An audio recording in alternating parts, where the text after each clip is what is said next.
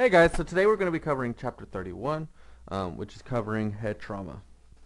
In this chapter, we're going to cover the anatomy of the skull and brain, as well as go over head injury. You'll also learn about assessment and care for a patient suffering from a head injury, and you want because it can be very life-threatening, and the patient's mental status can make assessment of these patients more difficult. So we want to make sure that we're able to quickly recognize a potential head injury and treat it, because this can be critical to the patient's outcome. Now, your skull is made up of a total of 14 bones, and your cranial skull surrounds the brain. Your basilar skull, which is the bottom of your skull, or the base of the brain, is the weakest portion, and it's very thin because it's perforated by your spinal cord, nerves, and your blood vessels that supply the brain. Your brain occupies upwards to 80 to 90% of the space inside the skull. The remaining of the space is taken up by the cerebrospinal fluid. Within the skull, you have, let me get my pointer, you have your parietal bones, your frontal bone. You have two of those parietals. You have your occipital bone, which is on the back of your head. Your temporal bone, which is on either side where your temple is. Your mandible is your lower jaw. Your maxilla is your upper jaw.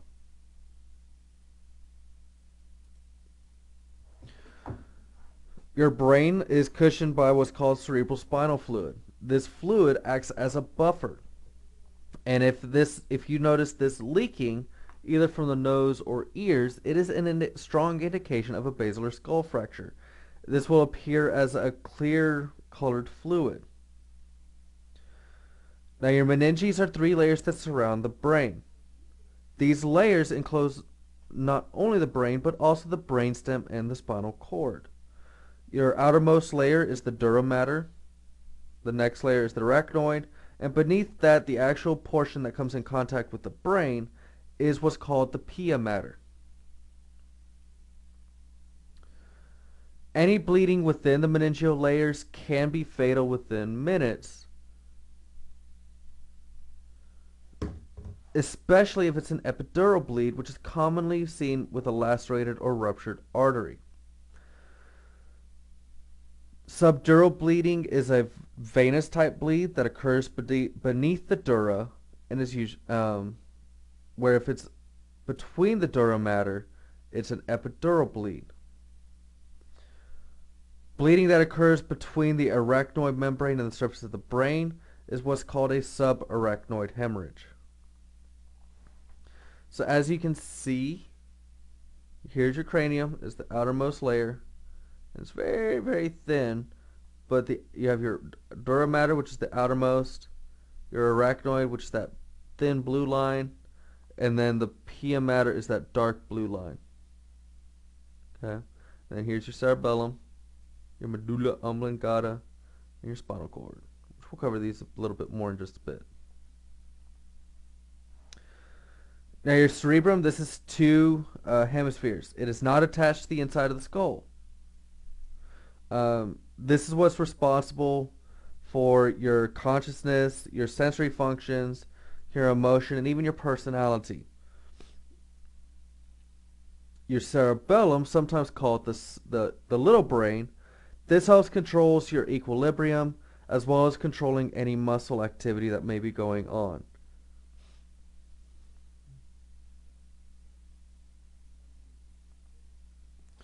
Your brainstem is where your most primitive functions are, and it's also the most protected part of the brain. This is actually tethered to the skull by numerous nerves and vessels, and controls most of your autonomic functions of the body, including cardiac, respiratory, vasomotor functions, and other functions vital to life. Your medulla, which is at the base of the brainstem, is what connects the brain to the spinal cord.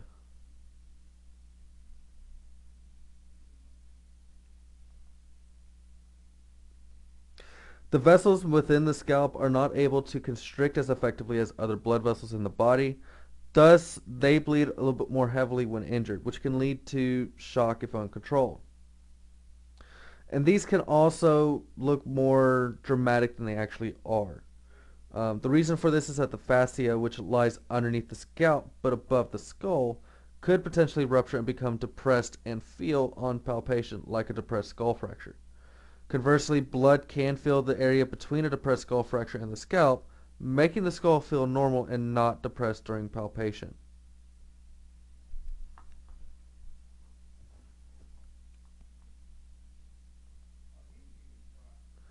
Skull deformities itself does not cause disability or death. Rather, it's the underlying damage to the brain that leads to severe consequences. In short, skull deformity presents no danger if it is not accompanied by brain injury, hematoma, cerebrospinal fluid leakage, or subsequent infection. These can be open or closed depending if they're just like with a regular fracture, whether there's a break in the continuity of the skin. And it involves severe trauma for a skull fracture to occur, or even a deformity. This is a very strong bone.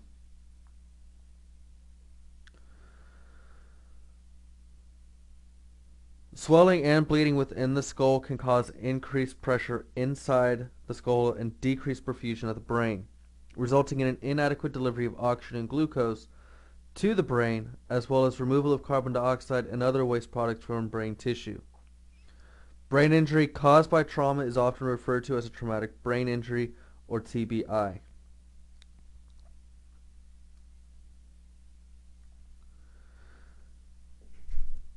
TBIs can be caused from anything ranging from penetrating trauma, blunt force trauma, or even secondary injury such as from toxic gases. Just like with a skull fracture, brain injuries can be open or closed if the brain has been opened up to the if a break in the continuity of the skin and fracture has caused the brain to become exposed and open to the world.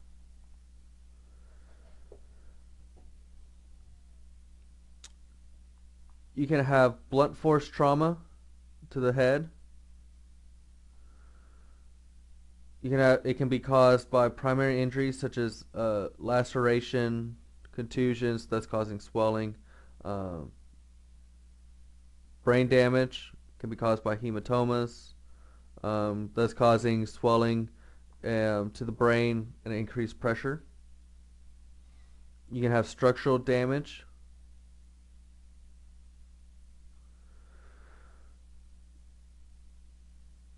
And then your secondary factors may be caused by loss of consciousness, changes in respiratory and circulatory function, resulting from a primary brain injury. Now, there's nothing that we can do to reverse the effects of damage done by a primary brain injury. That's from that trauma. It can be caught, whether it's due to that direct impact, acceleration, deceleration, or a penetrating wound. There's nothing we can do. If there's a penetrating wound also, we do not remove it. I'm going to say that now. Do not remove any penetrating wound that's still impaled from the brain. Hypotension and hypoxemia are the two conditions most critical to prevent. It has been reported that when hypotension and hypoxemia occur together as secondary injuries in the brain injured patient, a 75% mortality rate occurs, which is a significant increase from the overall mortality rate from brain injuries. In fact, just a single episode of hypoxemia has been associated with a 150% increase in overall mortality. So try to keep the patient cool. Try to keep their sugars elevated or normal. We don't want it elevated or decreased. And we want to keep their blood pressure normal. Emergency care of a TBI patient, regardless of the cause or type, should focus on preventing or limiting secondary injuries by establishing and maintaining these 6 items, such as your patent airway. If they're not ventilating properly, ventilate for them. Maintain an O2 sat of at least 94% and their blood pressure of at least 90. Keep them a normal body temperature of about 98 degrees. as well as a normal blood glucose level. Seizure activity in a TBI patient can lead to worsening of the injury, causing an increase in hypoxia and hypercarbia levels. Also, increased hypoglycemia and an increase in core body temperature, as well as an increase in intracranial pressure. So if the patient is seizing, we want to try to stop them as quickly as possible. So we want to consider calling an ALS unit so that way they can come out and give anti-seizure medications.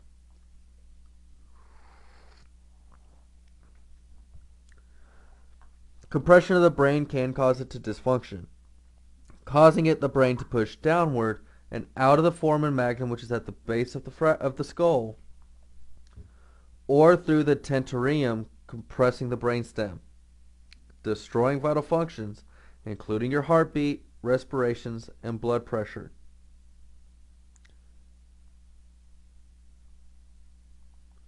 If you suspect herniation, the patient will present with dilated or sluggish pupils to one side. They may have abnormal posturing, such as decorticate, which is also called flexion posturing, and decerebrate or extension posturing are non-purposeful movements. You may also have what's called Cushing reflex, which is an increase in blood pressure but a decrease in heart rate. If you suspect brain herniation, this is an extremely serious and potentially deadly condition if not treated aggressively.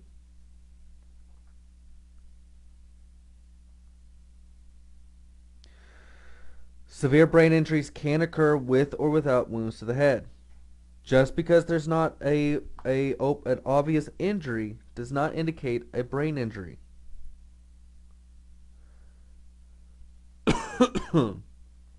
A closed head injury is where the scalp has been lacerated, but the skull remains intact, whereas an open head injury is a break in the skull with a break in the scalp.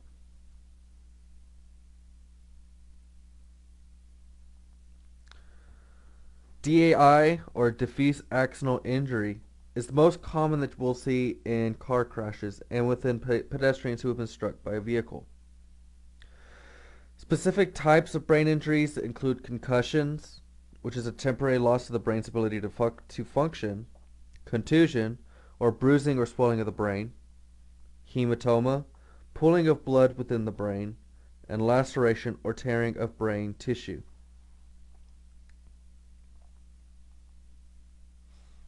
With a closed head injury, the scalp is lacerated, but you can see that the skull underneath remains intact.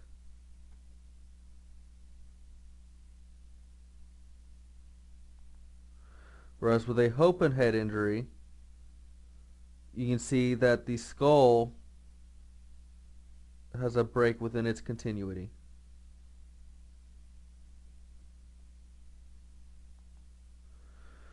Concussion is a mild version of DAI. Usually these patients will present with headache, and it will gradually improve. They may be confused momentarily, lasting from several minutes up to several minutes, and being unable to recall the incident. Either, and maybe sometimes even the period just before it or after. If they're not able to remember the events leading up to the incident, it is what's called retrograde amnesia. If they're not able to remember anything after the incident, it is called anterograde amnesia. They may be slightly irritable, maybe repeat questions about what happened. They may be nauseated and unable to answer questions or obey commands appropriately. Contusions, this is that bruising of the brain. This could potentially accompany a concussion. These patients will present with the same symptoms of concussion, as well as decreased mental status or even unresponsiveness, paralysis, unequal pupils, vomiting, alteration of vital signs, or even a profound personality change. Subdural hematoma, that's when you have a bleed between the dura mater and arachnoid. There are two different types. You have acute subdural hematoma, where the signs and symptoms begin almost immediately, And then you have occult or chronic, where the bleeding is progressing over time, and the signs and symptoms don't become apparent until days to even weeks after the injury. That's why it's important to get evaluated if you have any kind of potential head injury.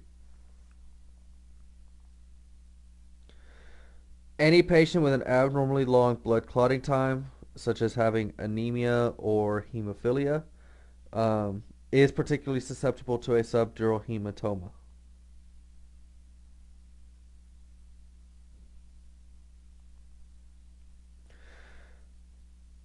Patient may present with stroke-like symptoms such as weakness or paralysis to one side of the body, dilation of a pupil, abnormal respirations or even apnea, seizures, confusion, decrease in pulse rate, even personality changes, but the personality change is seen in chronic subdural hematomas.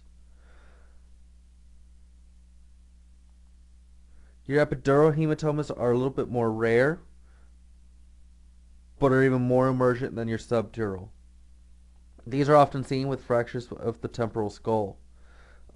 These patients will present with decreasing mental status, may have loss of responsiveness followed by return of responsiveness, and then rapidly deteriorating back into responsiveness. Severe headache, vomiting, seizures, Cushing reflex, and posturing.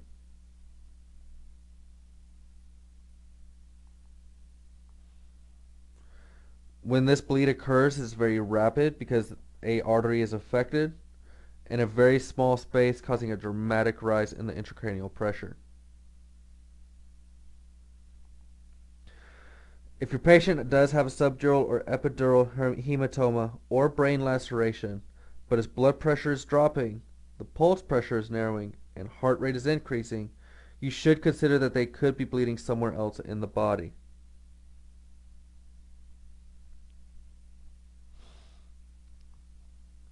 That's why it's important to monitor your vital signs.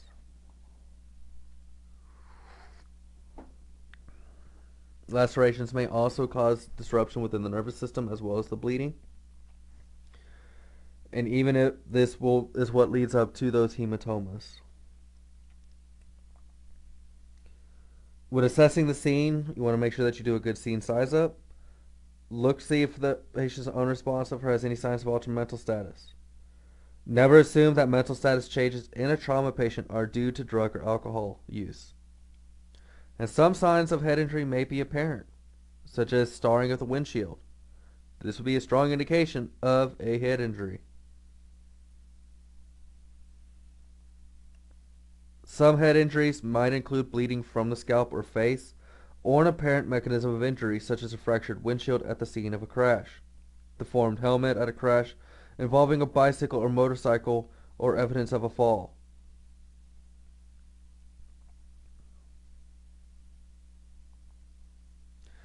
When going through your primary assessment, make sure that you maintain manual inline stabilization, because chances are if there's a fracture of the head, there's a good chance of possible neck injury as well.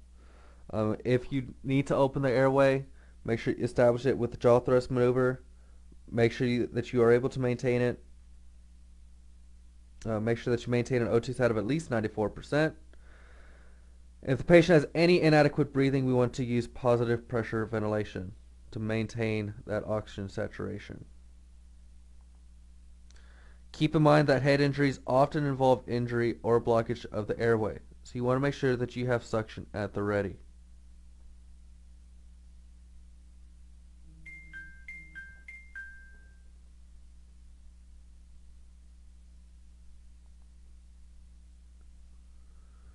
Go through your AVPU, determining whether the patient is alert, or they respond to verbal, painful, or at the lowest, unresponsive.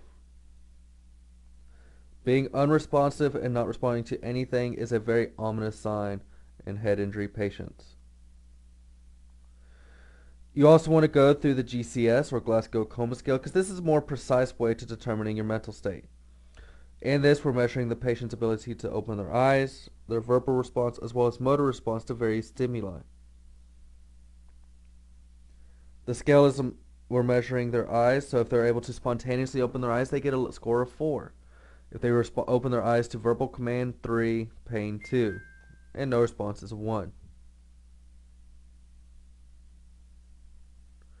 With verbal response, if they're able to communicate or normally and converse with you, it's a 5. Disoriented and converses, it's a 4. Inappropriate words, such as you asking them what day it is and they say blue, would be 3. Incomprehensible sounds, such as mumbling, would be a 2. No verbal response would be a 1. If they're able to follow your commands, it's a 6. Localized pain, such as doing a sternal rub and they try to push you, move you, or come towards you, it's a 5. If they withdraw from the pain, it's a 4. If they have abnormal flexion in response to pain, such as that decorticate rigidity, it's a 3.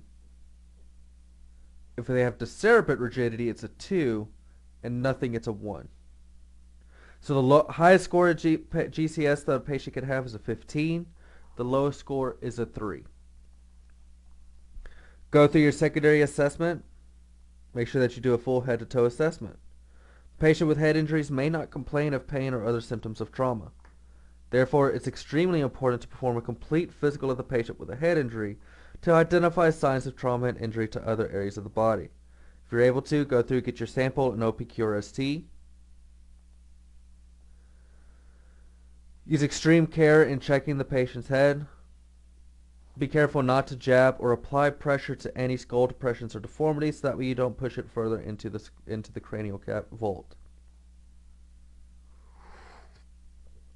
Examine the head for any deformities, depressions, lacerations, or impaled objects around the head and face.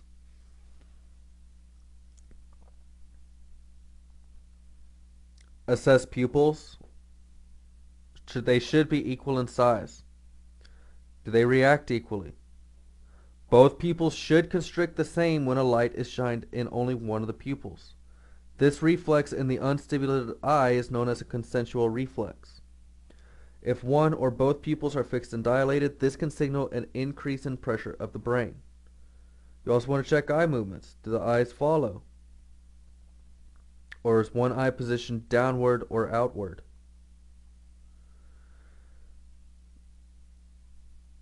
Check your ears and nose. Check both ears for leakage of blood or clear fluid. Look for battle signs or bruising of the mastoid area behind the ear.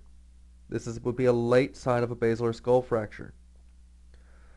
Also check the nose for leakage or blood or clear fluid, which could indicate a skull or intracranial injury.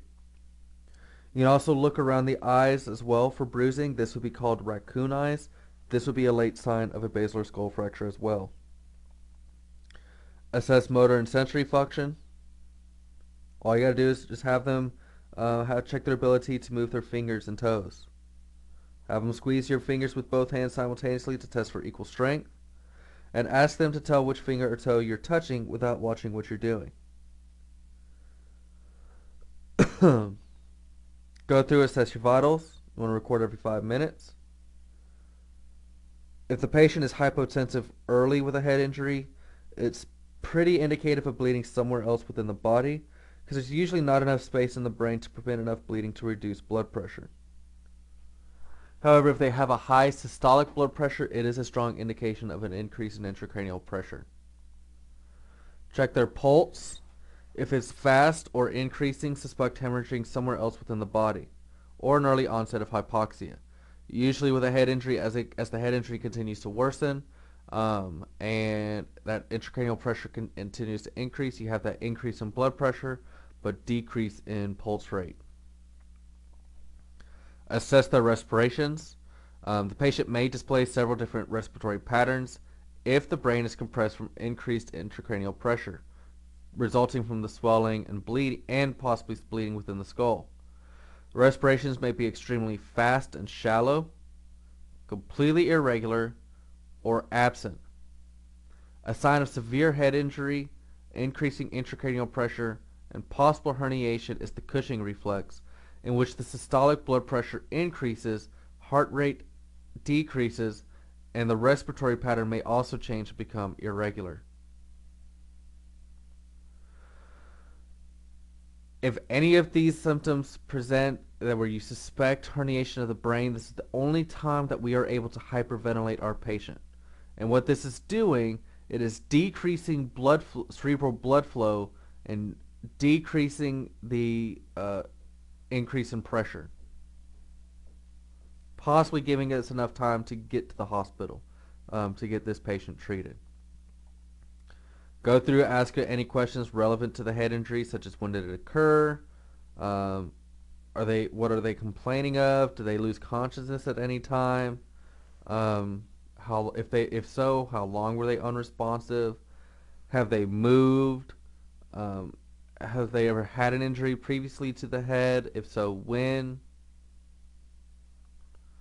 Look for any pertinent signs and symptoms such as altered mental status, irregular breathing pattern, obvious signs of injuries, retrograde or anterograde amnesia,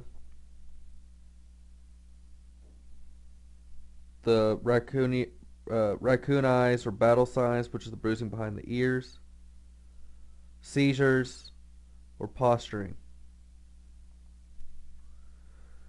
Both pupils should constrict the same when a light is shined in only one pupil. That's that consensual reflex.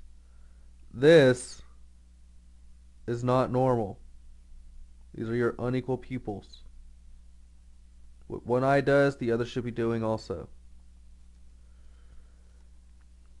This is your decorticate posturing.